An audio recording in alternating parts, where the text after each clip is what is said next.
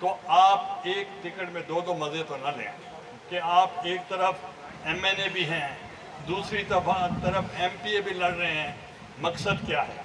मकसद एक ही है, हार गया तो MNA रह जाएंगे, नहीं करेंगे तो जान छूट गई। तो इसलिए उन्होंने कई वादे किए थे लोगों से कि हम जब सीट छोड़ेंगे तो आपको वोट कर, हम आपको टिकट देंगे। आज उनको सब कुछ भूल गया है।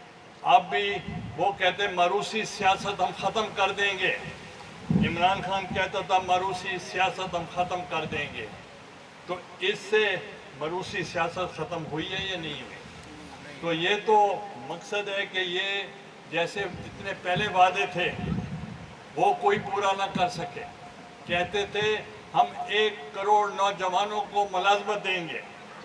मुलाजमत तो क्या देनी थी, उन्होंने पहले से रोजगार थे उनको भी निकाल दिया। इसी तरीके से कहते थे हम 50 लाख लोगों को घर देंगे, मगर वो तो न दे सके, उन्होंने छत भी छीन ली। और आज जैसे मैंने शुरू में कहा कि जो IMF के साथ मुआहिदा किया था वो हमने नहीं किया था।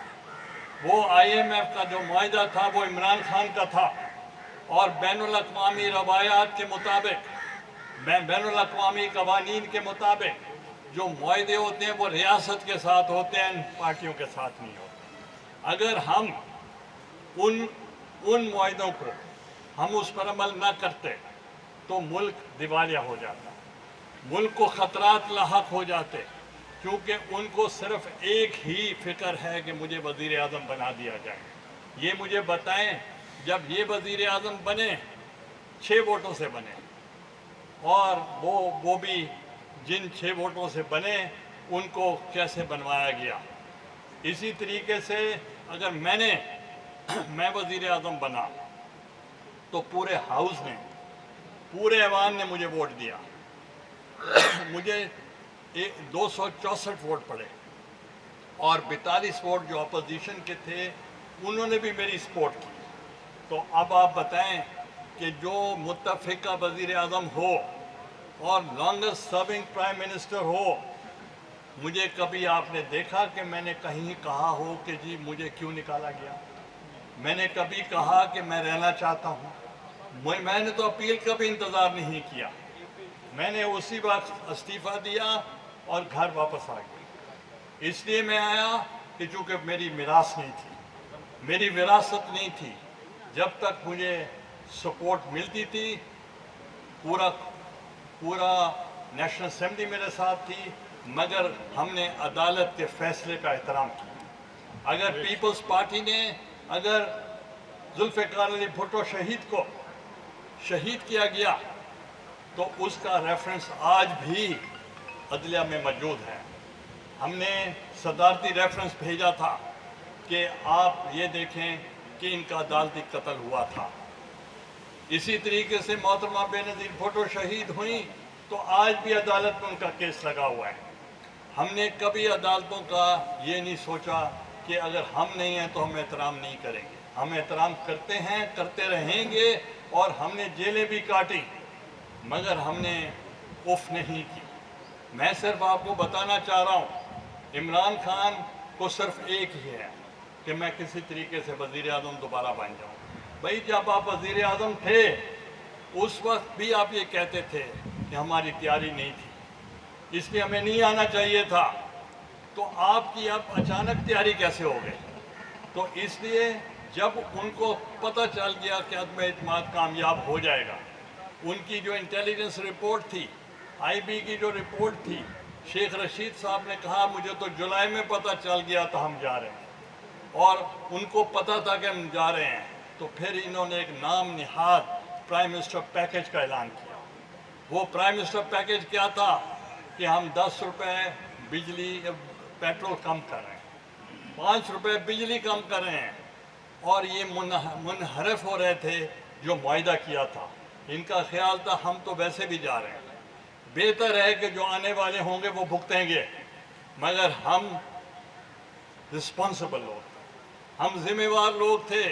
हमारे बुज़ुर्गों ने पाकिस्तान बनाया था। करारदाद पाकिस्तान पर वो तो कहते कि मेरे वालिद खड़े थे, मेरे वालिद ने दस्तखत किए। आज भी मीनारे पाकिस्तान पर उनका नाम लिखा हुआ है।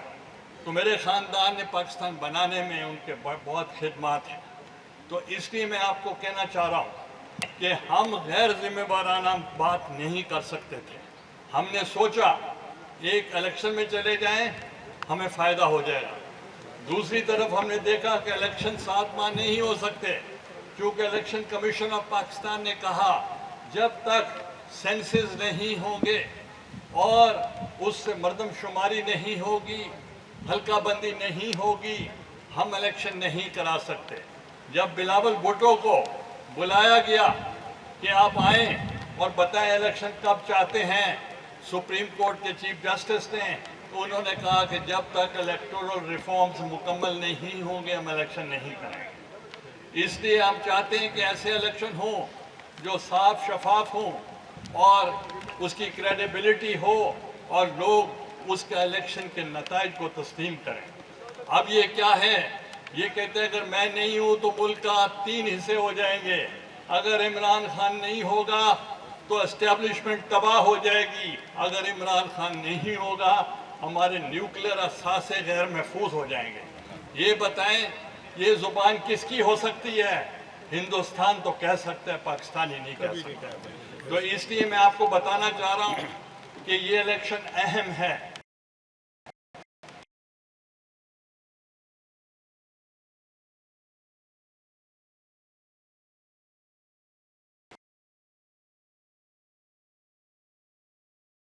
मजबूत होंगे, पाकिस्तान मजबूत होगा। और अगर यहाँ इलेक्शन फेयर होगा तो इंशाअल्लाह जमहूरियत का इस्तेकाम होगा। पाकिस्तान पीपल्स पार्टी ने, जुल्फ़िकार अली भुट्टो ने, उन्होंने न्यूक्लियर पावर दिया आपको, और न्यूक्लियर पावर की वजह से आईन पाकिस्तान 73 के आइन की वजह से आपने देखा होगा कि पाकिस्तान महफूज हाथों में है।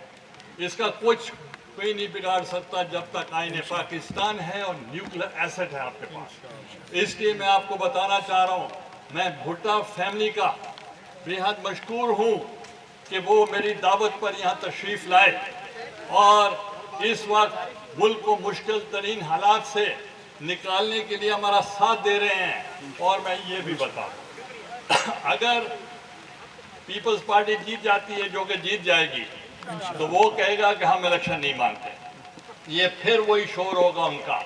ये तो इनका बस चले तो ये कहेंगे कि ये जो बाइडेन है अमेरिका के सदर, वो भी इस्तीफा दें, और इनको बस चले तो ये कहेंगे वाइट हाउस के बाहर हम जो है इसका हम वहाँ लॉन्ग मार्च करेंगे। आज मौसम ठीक नहीं है, बारिश हो रही है। मैं तमाम जो पार्टिसिपेंट हैं उनका शुक्रिया अदा करता हूँ, अपनी पार्टी का भी शुक्रिया अदा करता हूँ और गद्दी नशीन साहब का भी शुक्रिया अदा करता हूँ। आप तशरीफ़ लाए, मीडिया का बेहद शुक्रिया, आपका तो खाना भी तैयार था। अभी थैंक यू।